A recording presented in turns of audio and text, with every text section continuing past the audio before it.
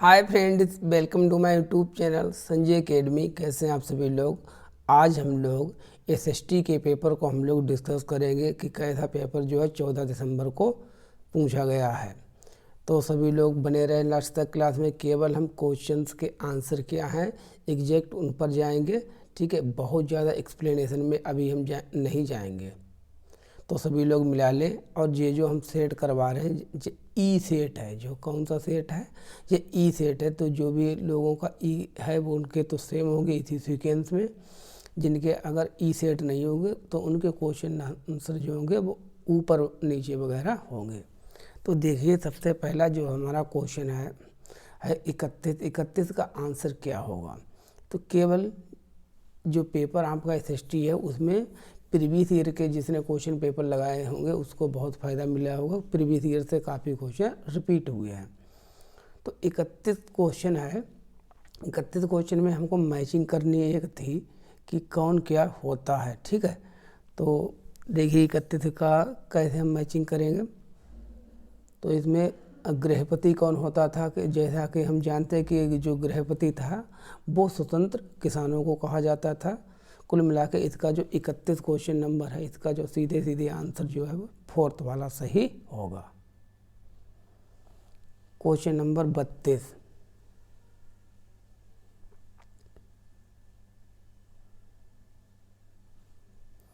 निम्नलिखित में से किस तारीख को गांधी जी ने भारतीय लोगों को रॉलेट एक्ट के अहिंसक विरोध का दिन मनाने के लिए कहा था। ये दिन था 6 अप्रैल 1919। क्वेश्चन नंबर 33 का जो सीधा सा आंसर है हमारा क्वेश्चन नंबर 33 का होगा। 18वीं शताब्दी के अंत में और 19वीं शताब्दी के प्रारंभ में भारतीय उपनिवेश विकसित सूती कपड़ों के संदर्भ में निम्नलिखित में से कौन सा कथन सत्य है। इसको हमको सत्य कथन इसमें हमको पहचानने हैं। तो इसका जो हमारा आंसर हो जाएगा वो हो जाएगा 34 का तीसरा। जो क्वेश्चन नंबर 34 है ना, 33 है। तो 33 का जो हमारा आंसर हो जाएगा वो हो जाएगा answer number BCD second. Question number 34, question paper अच्छा आया है। क्वेश्चन नंबर 34 देखते हैं। निम्नलिखित कथनों पर विचार कीजिए, चयन कीजिए। प्रेरीज को दुनिया का अन्न भंडार के रूप में जाना जाता है। खेती के वैज्ञानिक तरीकों और ट्रैक्टर व कंपाइन ने दक्षिण अफ्रीका को अधिशेष खाद्य उत्पादक बना दिया है। तो 34 का जो इसका आंसर होने वाला 34 का तीसरा होगा। ये तो हमारा सही है। प्रेरीज घास के मैदान जो हैं अमेरिका और कनाडा के बाउंड्री पर पाए जाते हैं, बिल्कुल सही है। लेकिन ये अफ्रीका वाला ये गलत है। तो ये सही है, आर गलत है। तो 34 का तीसरा हमारा सही है। क्वेश्चन नंबर 35, इससे भी जी क्या इस संसार में कोई क्वेश्चन हो सकता है कि निम्न में से किस दिन विश्व पर्यावरण दिवस मनाया जाता है। 5 जून। इतना ईजी भी क्वेश्चन आ जाता है। क्वेश्चन नंबर 36, सतत विकास से रिलेटेड क्वेश्चन है। कथनों पर को पढ़िए और चुनिए। संसाधनों का सततपूर्वक उपयोग करना, उन्हें नवीनीकरण समय देना संसाधन संरक्षण कहलाता है। संसाधनों का उपयोग करने की आवश्यकता और भविष्य के लिए संरक्षण में बना सतत पोषण विकास सस्टेनेबल डेवलपमेंट इसको कहते हैं। एनसीईआरटी की जो हमने क्लासें बनाई थी उन्हीं से क्वेश्चन ये आए हैं। पूरे सभी क्वेश्चन एनसीईआरटी से हैं। तो इसके हम आंसर पर जाएंगे तो इसमें दोनों सही हैं और एक्सप्लेनेशन भी करता है। तो 36 का पहला। क्वेश्चन नंबर 37, किस प्रकार की पवनें स्थल तथा समुद्री पवनें कहलाती हैं। तो वो हमारी कहलाती है स्थानीय पवनें। अगला क्वेश्चन नंबर 38, निम्नलिखित में से कौन सा राज्य कदम्ब मयूर श्रमण ने स्थापित किया। तो इसका तो सभी को आंसर पता है, एनसीईआरटी में दिया गया कर्नाटक है इसका आंसर। जो कदम्ब मयूर श्रमण ने उन्होंने कर्नाटक राज्य को स्थापित किया था। क्वेश्चन नंबर 38, जो पेडागोजी से जियोग्राफी से रिलेटेड क्वेश्चन है, मैप से। सामाजिक विज्ञान पढ़ाते हुए कक्षा में छात्र आपसे पूछता है विषुवत रेखा पर हम सभी देशांतरों के बीच की दूरी मापन कैसे कर सकते हैं। इस मापन में तो कौन सा उत्तर सही होगा। आप उनको क्या आंसर देंगे। आप कहेंगे विषुवत रेखा की लंबाई को हम 336 भागों में विभाजित कर लेंगे, इसलिए 39 का हमारा दूसरा वाला सही हो जाएगा। Question number 40। अब इंथोलेशन क्या है, इतना इजी क्वेश्चन है, कितनी बार मैंने आपको पढ़ाया था। इंथोलेशन का मतलब होता है आतापन। भूमध्य रेखा पर सबसे ज़्यादा गर्मी पड़ती है, उसके बाद ध्रुवों की तरफ जाते हैं तो गर्मी कम होती चली जाती है। तो आता सूर्य से आने वाली किरण पृथ्वी जो तापमान के वितरण को प्रभावित करती है, महत्वपूर्ण कारक। तो 40 का हमारा सीधा सा पहला आंसर है।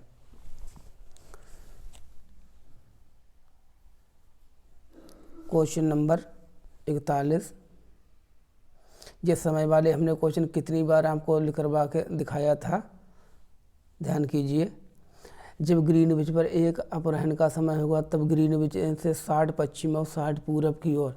देखिए पूरब का समय आगे होता है, भारत पूरब में ही है, और पश्चिम वाले का उतना ही समय पीछे हो जाएगा। एक बचा हुआ है तो उसकी एक्सप्लेनेशन पर हम नहीं जाएंगे। तो 41 का हमारा दूसरा हो जाएगा 9 बजे और 5 बजे अपराह्न। Question number 42। एक स्थिति का संदर्भ देती है जहाँ किसी व्यक्ति के पास वे संसाधन और अवसर नहीं होते हैं जो व्यक्तियों को उपलब्ध होते हैं। जैसे मेरे पास कोई चीज़ है, आपके पास नहीं है, इसको कहते हैं इनइक्वलिटी। एक बहुत बड़ा है, एक बहुत अमीर आदमी, एक बहुत गरीब, इसको कहते असमानता। तो 42 का सीधा से हमारा तीसरा वाला आंसर यहाँ पर हो जाएगा।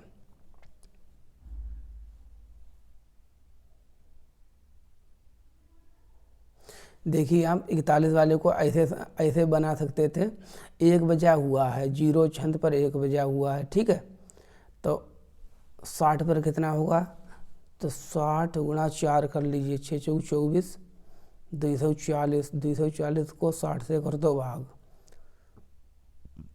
6 चौक 24,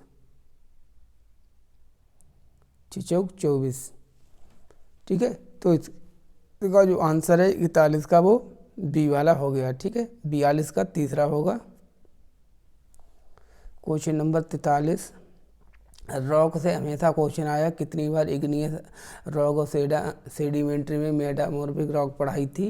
निम्नलिखित में से शैल चक्र का सही क्रम होता है। शैलें कौन कौन सी होती है, सबसे पहले होती है हमारी, देखिए अवसादी शैल, फिर कायांत्रिक शैल, फिर हमारी आती है मैग्मा शैल। इसलिए 43 का पहला सही हो जाएगा। Question number 44। कितना इजी क्वेश्चन है, सीधे एनसीईआरटी से उठा के लाए हैं इसको। निम्नलिखित में से किसने मध्य भारत में चमड़े का काम करने वालों के साथ किया तथा सतनामी आंदोलन की शुरुआत किसने की थी। अरे गुरु घासीदास ने सतनामी आंदोलन की शुरुआत की थी। तो 44 का दूसरा हो जाएगा। 45। फिर जो मैचिंग वाला आ गया है, 45 का मैचिंग वाला क्वेश्चन है। ये कौन क्या था, थोड़ा टफ क्वेश्चन है, लेकिन प्रीवियस ईयर क्वेश्चन पेपर से पूछा गया। इसका जो होगा वो हमारा दूसरा वाला सही हो जाएगा। आहत सिक्के क्या थे, वो डाई के प्रयोग से चिन्हों की मोहर लगे हुए। तो ए का हो जाएगा हमारा फोर्थ और बी का हो जाएगा हमारा थर्ड। उत्तरी काले चमकीले पात्र का, तो मिट्टी के बहुत ही पतले और सुंदर बर्तन। 45 का दूसरा। Question number 46।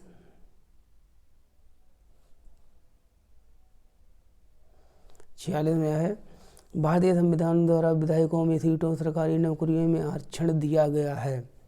तो 46 में किस में दिया गया है, केवल बी, वर्षों के ऐतिहासिक दमन शैक्षणिक वंचिता की पूर्ति हेतु।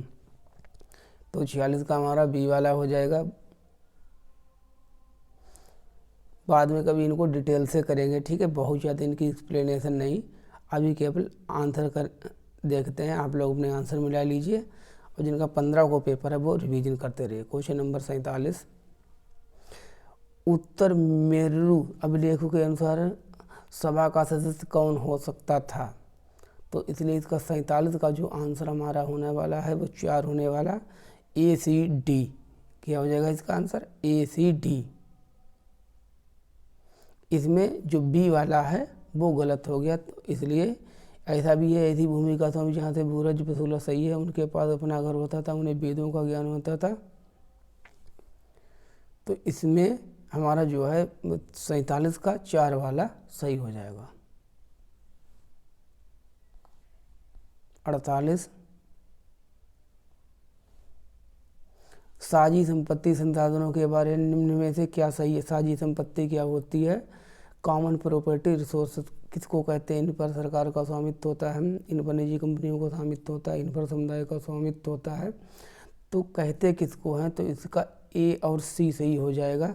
इन पर निजी जब साझा है, कॉमन है, तो निजी की कैसी हो सकती है? तो ये तो बी वाला हो तो होगा, इन्हें उठा के फेंक दो तो बी कट जाएगा, इसमें नहीं इसमें नहीं, तो इसलिए इसका 48 का 4 वाला सही है।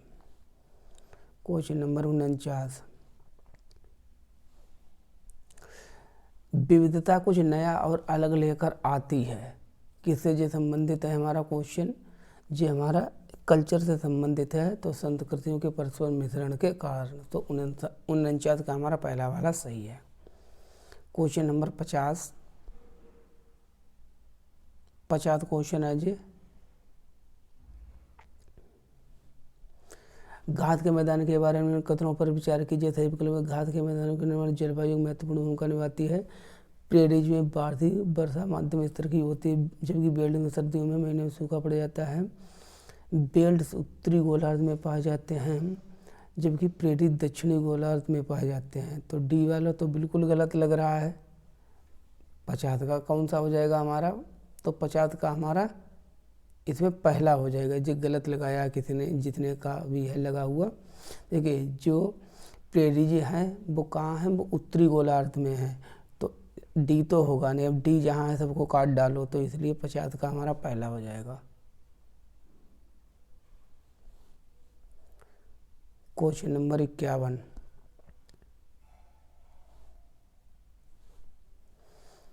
ग्रहों के बारे में, ग्रहों से रिलेटेड कितनी बार हमको पढ़ाया कि ये सूरज है, ये इसके चारों तरफ ग्रह हैं, कौन है आंतरिक ग्रह है, कौन बाह्य ग्रह हैं। जो रिवीजन हम लोग करते रहे उससे ही सीधे डायरेक्ट क्वेश्चन पूछ लिए गए हैं। नो डाउट क्वेश्चन टफ भी आए हैं, लेकिन इजी भी क्वेश्चन है, मॉडरेट भी है। तो 51 क्या कहा जाए? बेतारों के प्रकाश से प्रकाशित होते हैं। केवल चट्टानों से, केवल शब्द गलत है, क्योंकि जो आउटर वाले प्लेनेट है वो गैसेस से बने हुए हैं, तो बी तो बिल्कुल गलत हो जाएगा। बी जहाँ जहाँ है सब काट के निकाल दो, केवल ए हमारा सही है। क्योंकि जो बाहर वाले ग्रह होते हैं इनको हम जे स्नान करके याद रख सकते हैं, ठीक है। जुपिटर, सैटर्न, इन्हें नेपच्यून ये गैसों के बने हुए थे, इसलिए हमारा केवल ए वाला सही है। 51 का पहला। Question number 52, question number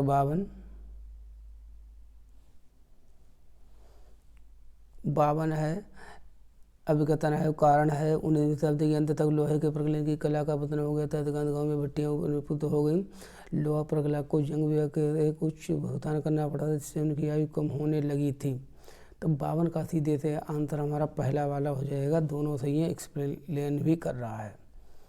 question number 53, फिर मैचिंग आ गई। मैचिंग वाले क्वेश्चन SST में बहुत पूछे जाते हैं। क्वेश्चन नंबर 53 है जी हमारा। 53 में इतर कृषि की पद्धति है, वर्णन है, एक प्रीवियस क्वेश्चन पेपर से आया हुआ। और जो NCERT में चैप्टर नंबर 7 हमने जो आपको पढ़ाया था, जो क्लास 8 की NCERT थी, ठीक है, एग्रीकल्चर, उससे संबंधित जो क्वेश्चन है। तो 53 का जो हमारा आंसर हो जाएगा वो हो जाएगा पहला। ए और बी केवल सही है, सी वाला गलत हो जाएगा। क्वेश्चन नंबर 54 में कहते हैं गैर ब्राह्मण आंदोलन पर निम्न कथनों पर विचार कीजिए।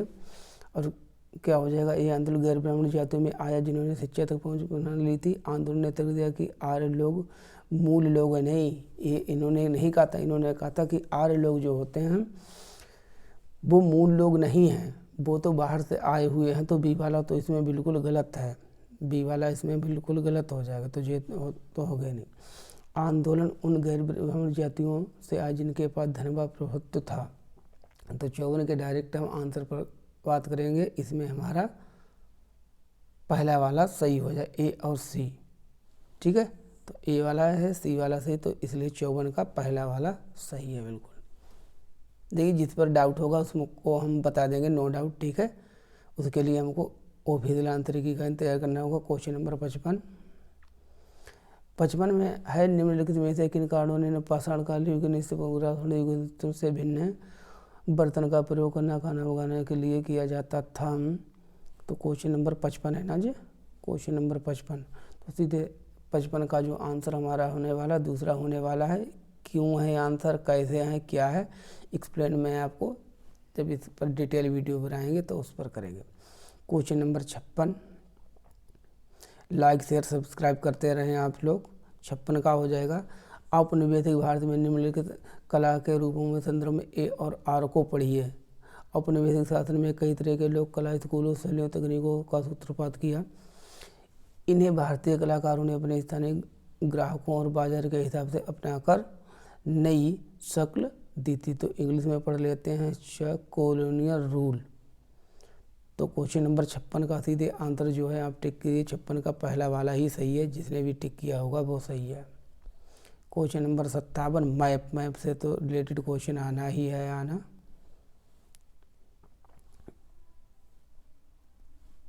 क्वेश्चन नंबर 57 में है कि मानचित्र का सही इस्तेमाल निम्न में से किसके लिए हो सकता है। इतिहास की घटनाओं को क्रमबद्ध करने हेतु, इतिहास में सबसे जरूरी योजना घटनाओं को विश्लेषण करने हेतु, अलग समय पर रहने वाले लोगों के जीवन का तरीके से पढ़ने हेतु, इतिहास में अलग अलग समय में रहने वाले लोगों के स्थानों को चिन्हित करने के लिए। तो देखिए, तो जो 50% में दो तो बिल्कुल गलत हैं, दो तीसरा चौथा दोनों हो सकते हैं, तो इस पर हम स्टार लगाते हैं। आप 3 और 4 जिसने टिक किया है उसका सही होगा। अगर नहीं आता है तो कोई बात नहीं, उसको डाउट में कर लेते हैं, ठीक है। एग्जैक्ट इस पर डाउट है। 58, निम्न में से कौन सा सही नहीं है। 3 सही है, 1 गलत है। जो गलत है उसी को टिक कीजिए। तो सरकार का समर्थन करें। 1880 में वर्नाकुलर प्रेस एक्ट आया था, नहीं 1883 में वर्नाकुलर प्रेस एक्ट आया था। तो इसलिए 58 का जो हमारा है वो दूसरा वाला सही हो जाएगा, क्योंकि दूसरा ही हमारा गलत है। जो गलत है वो ही सही है। 58, 59 राजा राम मोहन राय से रिलेटेड है। राजा राम मोहन राय ने कलकत्ता में ब्रह्मो सभा के नाम से एक सुधारवादी आंदोलन संगठन बनाया था।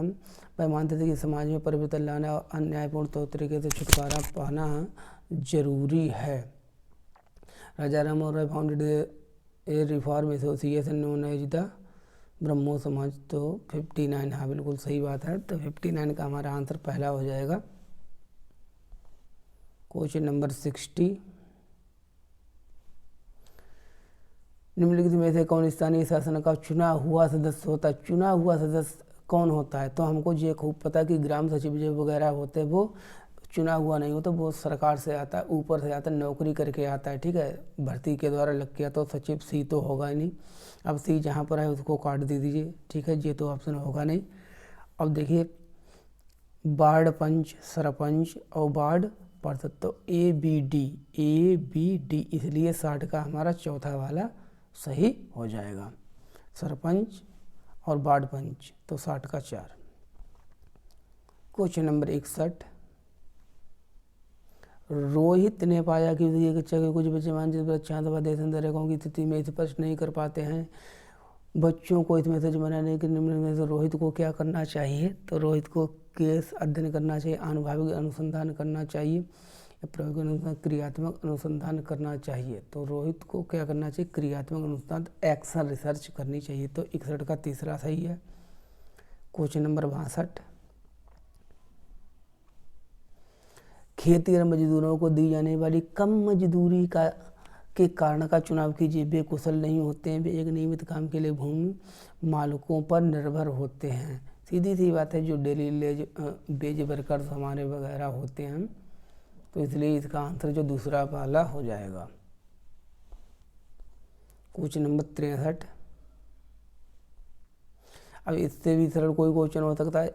एक धारणा की विज्ञान के लिए तकनीकी दिमाग की आवश्यकता होती है, जबकि लड़कियां महिलाओं में तकनीकी दिमाग में सक्षम नहीं है। तो क्या सीधी सी बात है, जेंडर स्टीरियोटाइप को सूचित कर रहा है। 63 का पहला हो जाएगा।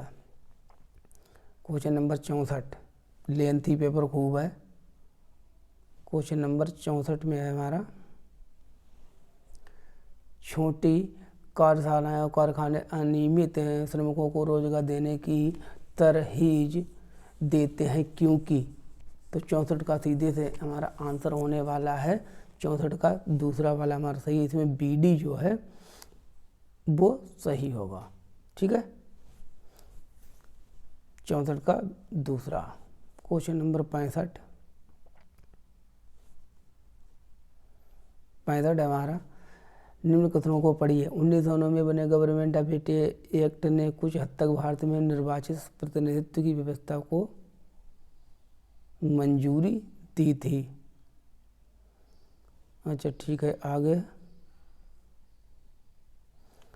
1909 में के गवर्नमेंट ऑफ इंडिया एक्ट द्वारा सभी के वयस्कों को वोट डालने का अधिकार दिया गया। तो सबको वोट डालने का अधिकार कभी भी नहीं दिया गया था तो इस एक्ट के द्वारा। तो बी वाला तो बिल्कुल हमारा गलत ही हो जाएगा। तो कौन सा हमारा बचा है, तो इसमें हमारा जो आंसर हो पहला केवल सही है। क्वेश्चन नंबर 66 छात्रों के लिए सामाजिक विज्ञान पाठ्यक्रम की गतिविधियों को और अधिक आकर्षक बनाया जा सकता है। कैसे बनाया जा सकता है? प्रौद्योगिकी मल्टीमीडिया संसाधनों को शामिल करके। तो 66 का तो सीधे सीधे हमारा जो आंसर है वो पहला ही सही है। क्वेश्चन नंबर 67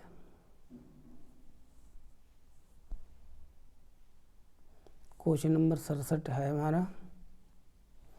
सामाजिक विज्ञान में समालोचनात्मक सोच महत्वपूर्ण होती है क्योंकि ये छात्रों को परीक्षा पास करने में मदद करती है। गलत, ये छात्रों को सही उत्तर का अनुमान लगाने में अनुमति देती है। अच्छा ठीक है, ये छात्रों को अधिक आसानी से याद रखने, ये भी गलत। ये छात्रों को उच्च स्तरीय सोच के लिए तैयार कर समस्या कौशल को प्रोत्साहित करती है। तो बी जो डी, अच्छा ई, इसकी मैचिंग अच्छा नीचे अभी और क्वेश्चन है। तो देखिए इसका जो आंसर हमारा होने वाला है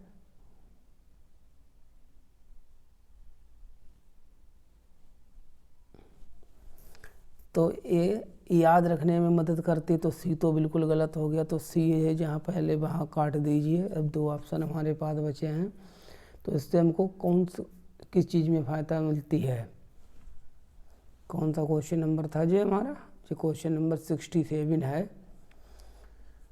तो 67 का हमारा है इसमें डी, ये छात्रों को उचित समझ के लिए तैयार करती। तो डी तो बिल्कुल सही है। और ई समस्या समाधान क्षमता को प्रोत्साहित करती है। तो डी ई, तो डी ई कहाँ? चौथा बिल्कुल सही है। क्वेश्चन नंबर 68 सामाजिक विज्ञान के शिक्षणों में द्वंद्वात्मक उपागम के प्रयोग से क्या था? तो द्वंद्वात्मक होता का डाइलेक्ट्रिक अप्रोच ज्ञान के विकास की मुख्य विधि के रूप में विद्यार्थियों के शिक्षक के बीच वार्ता का प्रयोग करना शिक्षा में रुचि उत्पन्न करने के लिए। तो इसका हमारा 68 का सीधे से आंसर हमारा जो होने वाला पहला ही सही है। क्वेश्चन नंबर 69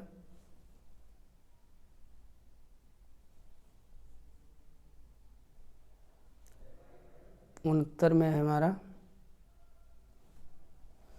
शिक्षिका अपनी कक्षा के बच्चों को 4 समूह में विभाजित कर जल के स्रोतों के नाम लिखने को देती है। उसके बाद प्रातः समूह से जल स्रोतों पर चर्चा करती है।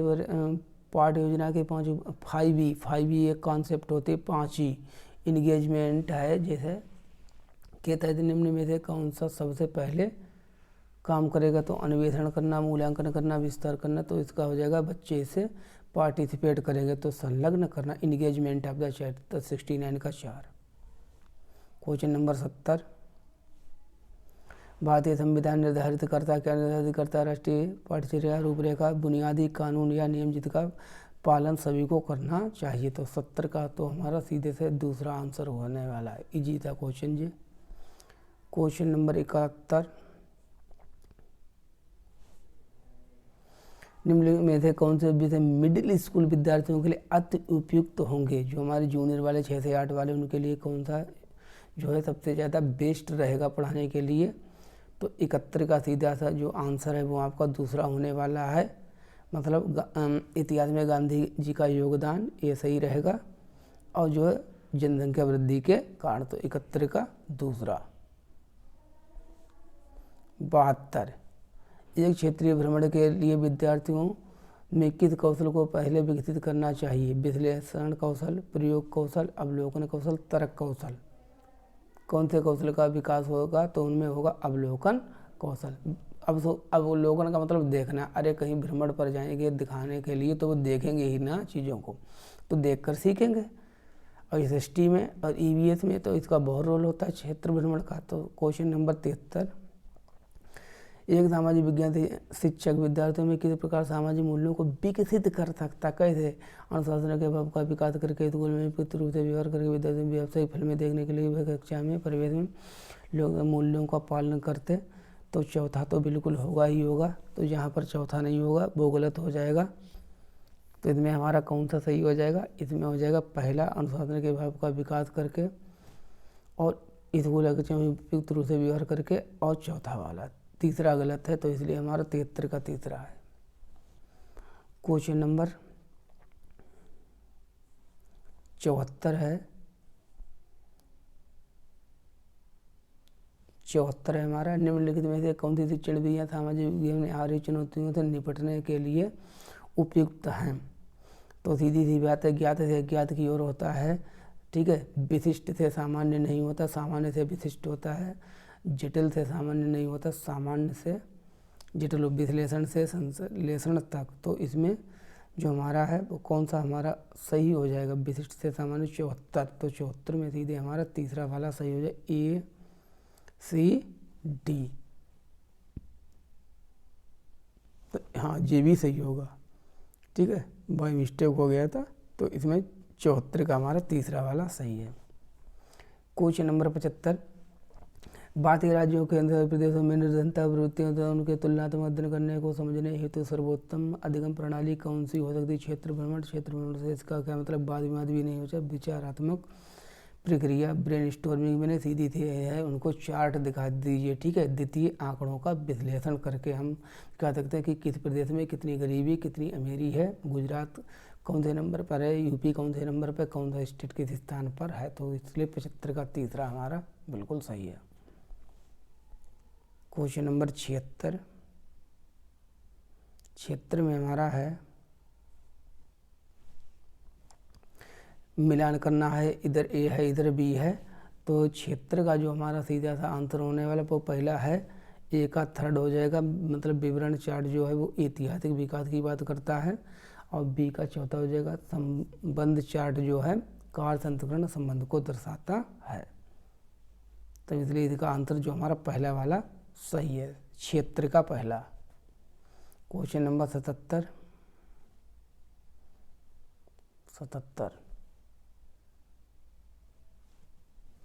शिक्षक द्वारा सामाजिक विज्ञान के प्रश्नों 60% भार खुली राय वाले प्रश्नों को मुक्त अंत वाले प्रश्न, जिनका आंसर जो होता है एक से अधिक होता है। इस नीति के शिक्षक छात्रों के विकास कौशल को जांचना जाता है। केवल लेखन कौशल, केवल तो अपने आप में गलत हो, तो ये तो काट डाली जहाँ भी हो, ये तो गलत हो गया। अब हमारे पास दो ऑप्शन बचे हैं, अंतर तार्किक सृजनात्मक अनुप्रयोग प्रस्तुत कौशली। तो इसमें हमारा क्या बचाएगा? B c d. तो इसका जो सही आंसर वो चौथा वाला हमारा होने वाला है। तो 77 का 4 वाला जो है सभी लोग टिक कर लें। क्वेश्चन नंबर 78, ग्राम सभा के बारे में से कौन सा कथन गलत है? ग्राम सभा का एक कौन सा काम नहीं होता है? ग्राम पंचायत के कार्य को ग्राम सभा से स्वीकृति लेनी पड़ती है। ग्राम सभा का सचिव निर्वाचित, ग्राम सभा का जो सचिव वो निर्वाचित नहीं होता, वो नौकरी करता है, ठीक है, वो ऊपर से लग के आता है, आयोग से लग कर आता। तो इस 78 का हमारा दूसरा वाला गलत है, और जो गलत है वही सही है। 79, भारत में पंचायती राज संस्थानों की स्थापना करने का उद्देश्य क्या है? जो पंचायत की स्थापना क्यों की गई? तो लोकतांत्रिक विकेंद्रीकरण, डेमोक्रेटिक डिसेंट्रलाइजेशन सही है। सबसे ऊपर होती है सेंट्रल गवर्नमेंट, उसके बाद होती है स्टेट गवर्नमेंट, सबसे नीचे होती है लोकल गवर्नमेंट। ये विषय सहभागिता द्वारा शासन। तो सी होगा हमारा बिल्कुल सही। जहाँ सी नहीं है वो ऑप्शन गलत, तो हमारा पहला गलत हो गया। तो ए और सी, ए सी है कहीं पर, तो हमारा 79 का जो हो जाएगा हमारा वो चौथा सही है। क्वेश्चन नंबर 80, कथन एवं को पढ़िए। लोकतांत्रिक समाज के सिद्धांतों की समकालीन चुनौतियां जैसे कि व्यक्तिगत अधिकार व उत्तरदायित्वों के बीच विवाद, कथन बी है, सामाजिक विज्ञान कक्षा के भीतर लोकतंत्र की समस्याओं के अध्ययन करने विद्यार्थियों को संलग्न विवाद समाधान उपागम करने का प्रयोग करती। तो 80 का सीधा तो हमारा जो आंसर है वो पहला सही हो जाएगा। दोनों सही हैं, लेकिन ऊपर की चर्चा नीचे नहीं कही है, इसलिए व्याख्या वाला तो चाहे ही नहीं, तो केवल सही वाला तो 80 का पहला सही है। क्वेश्चन नंबर 81, योगात्मक आकलन शिक्षण अधिगम प्रक्रिया के शुरू के अंत तक विद्यार्थियों की प्रगति का विवरण देता है। कथन बी, रचनात्मक आकलन पाठ्यक्रम के अंत में होता नहीं। रचनात्मक आकलन जो होता है NEP 2020 ने कहा है संग होगा, ठीक है, साथ ही साथ में चलने वाला है। NEP 2020 ने इसको बढ़ावा देने की बात है, तो 81 का हमारा तीसरा हो जाएगा। ए सही है, लेकिन बी गलत हो गया। ये बात जो है समग्र मूल्यांकन में होती है। क्वेश्चन नंबर 82 में कहते हैं, सामाजिक विज्ञान विषय की प्रकृति के संबंध में से कौन सा कथन सही है। तो 82 का सीधा तो जो हमारा आंसर हो जाएगा पहला हो जाएगा ए और सी। ए मतलब सही है, और इसमें सी वाला सामाजिक विज्ञान में रूप से अंतर विषय इंटर रिलेटेड है, इंटर डिसिप्लिनरी अप्रोच है, तो इसलिए इसका हमारा पहला वाला हो जाएगा। कौन सा क्वेश्चन? 82 का पहला हो जाएगा। क्वेश्चन नंबर 83, न्यायपालिका की स्वतंत्रता क्या दर्शाती? भारतीय संविधान के आर्टिकल नंबर 50 के अनुसार separation of judiciary from executive. न्यायपालिका की स्वतंत्रता है कि न्यायपालिका में कोई हस्तक्षेप नहीं करेगा, वो स्वतंत्र रूप से काम करेगी, तो 83 का हमारा पहला हो जाएगा। क्वेश्चन नंबर 84,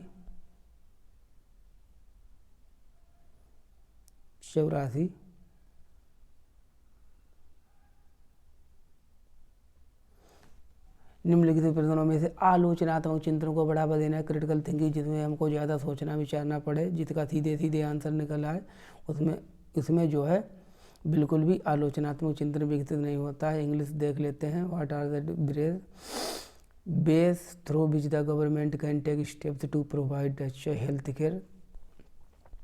तो 84 नंबर है। तो 84 का जो सीधे से हम आंसर पर आते हैं, तो 84 का जो है हमारा पहला वाला हो जाएगा। ए और बी दोनों सही है। क्वेश्चन नंबर 85, 19वीं शताब्दी के दौरान आधुनिक आदिवासी इतिहास में कौन सा धर्म बहुत ही महत्वपूर्ण धर्म हो गया था? वो था ईसाई धर्म, जो कि अंग्रेज थे। क्वेश्चन नंबर 86, रंग भेद नेल्सन मंडेला वाले चैप्टर से है। नेल्सन मंडेला ने कैद के 28 वर्ष हजारों अवैध लोगों के साथ बिताए, बिल्कुल से रंग भेद का विरोध करने, अलगाव की नीतियों के खिलाफ संघर्ष करने के लिए। इसलिए 86 का तो सीधे सीधा हमारा आंसर पहला है। और जो 1994 में यहाँ पर सरकार बनी थी, तब उसके जो पहले प्रेसिडेंट थे वो नेल्सन मंडेला ही थे। क्वेश्चन नंबर 87, एक जगह जानते हैं कि छात्र ग्राम पंचायत जैसे सरकारी निकाय में कामकाज को समझे निम्नलिखित में से कौन से आंकड़े संग्रहण का स्रोत प्रत्यक्ष प्रमाणिक प्रदान करेंगे? तो अध्ययन यात्रा, अखबारी लेख, जीवनी पाठ। तो सबसे ज़्यादा बच्चों को रियलिटी देखने को मिलेगी कि वहाँ की यहाँ विजिट करवा दिए, तब 87 का दूसरा सही है। 88 है हमारा। 88 वाले का आंसर हमारा हो जाएगा। क्वेश्चन नंबर 88 का आंसर है, कक्षा में शिक्षक द्वारा पूछे गए निम्नलिखित कौन से अन्वेषण समालोचनात्मक प्रश्न की श्रेणी में आते हैं? हिमालय के सबसे दक्षिणी भाग को क्या कहते हैं? सीधा सा आंसर, इसमें कौन सा ज़्यादा दिमाग लगाना है वो गलत। क्या, क्यों, कैसे और क्यों वाले क्वेश्चन जो होते हैं, जिनमें हमको ज़्यादा सोचना पड़े किसी समस्या के बारे में चारों तरफा, उनसे हमारा अन्वेषणात्मक चिंतन विकसित होगा। क्या सूर्य एक तारा है? क्यों? हाँ, तो बी से हमारा होगा थोड़ा। उत्तरी मैदान में अधिक जनसंख्या निवास क्यों करती है? क्यों वाला है, तो हमारा सी सही हो जाएगा। पाक जलसंधि किन दो देशों के इसमें कौन सा आधा सीधा है? इसका आंसर है भारत और श्रीलंका के बीच में पाक जलसंधि है। सीधा सा आंसर तो BC जो है सबसे ज़्यादा इससे होता है, तो इसलिए 88 का हमारा पहला हो जाएगा।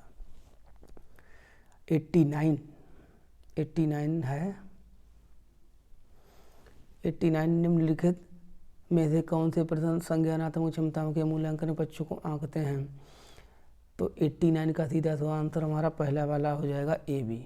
लास्ट क्वेश्चन है हमारा, इसका आंसर है 90। देखते हैं क्या है क्वेश्चन हमारा।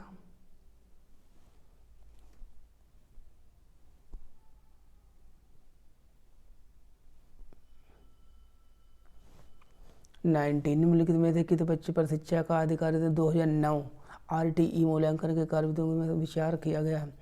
भारतीय संविधान में प्रत्येक मूल्यों का अनुमोदन करना, परीक्षा में मुख्यतः योगात्मक आकलन को सम्मिलित किया जाना, विद्यार्थियों की शारीरिक क्षमताओं का पूर्ण सीमा का विकास, परीक्षाएं स्कूल परिसर में ही होती हैं।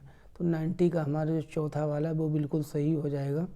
ए और सी, देखिए ए तो सही है, और विद्यार्थियों को शारीरिक क्षमताओं की पूर्ण सीमा का तक विकास।